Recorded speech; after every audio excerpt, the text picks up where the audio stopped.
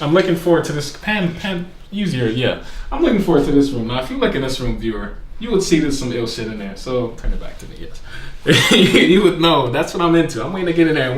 If he interviews me again, I'm sure I'll find something beautiful in there. You know? Yeah.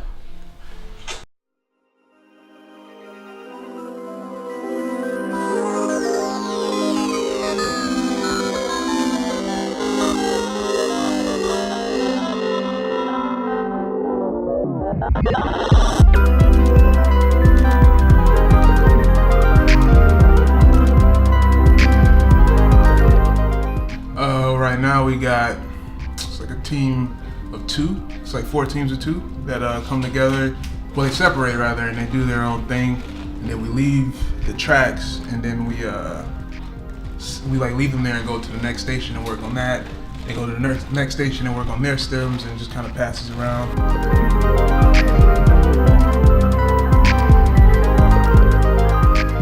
I mean, there's a ton of gear here, you know, and a lot of these dudes are pretty young, you know. Some of them have experience in a studio, some of them don't. But, you know, just allowing a creative environment where people can sort of, you know, cross-pollinate each other's situations and at the same time get to use some gear that might not be available to them is it's definitely one of the reasons why I'm doing this, you know, why we're donating the space, and why you know, help some of these artists, you know, get maybe turned on to some stuff that they wouldn't maybe normally be turned on to.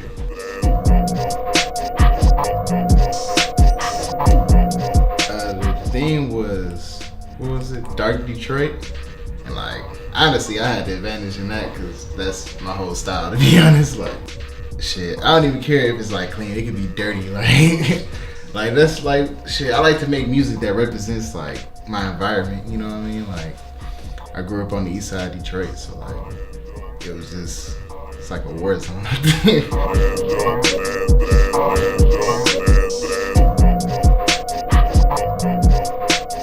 In music, there is a consequence, but like, it doesn't matter to me like what the consequence is of what I'm doing. Like, I can like freely like make those decisions and just see how they play out. You know, it's just a way to be free.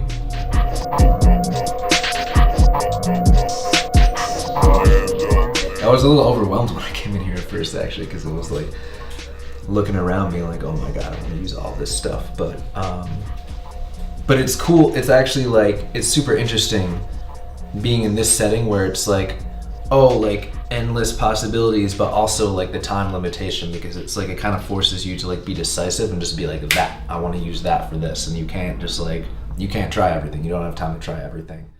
I mean, normally, like my partner, he said that he's more comfortable using softwares, but I really like just, I don't know, messing around with hardware until I get like that perfect sound. But here at High Bias, there's endless synthesizers and pianos and guitars, so we get to pretty much jump right into exactly what we want to do.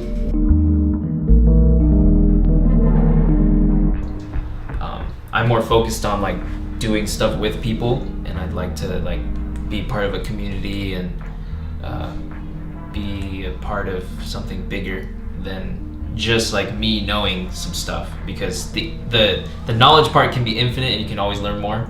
So I think it's time that I just start working with people in whatever way. I don't really care what it is, as long as there's people involved. It's satisfying seeing something that comes from it that you feel like is good, you know, especially in such a short window. And so far, the couple things I worked on, I genuinely thought was cool. So just, that was a very satisfying thing. And to do it, you know, with an artist you've never met before was also satisfying.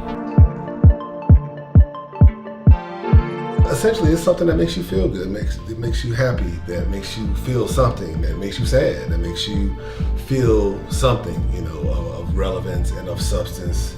And that's what good art is supposed to do, you know, but yeah. Yeah, what is good.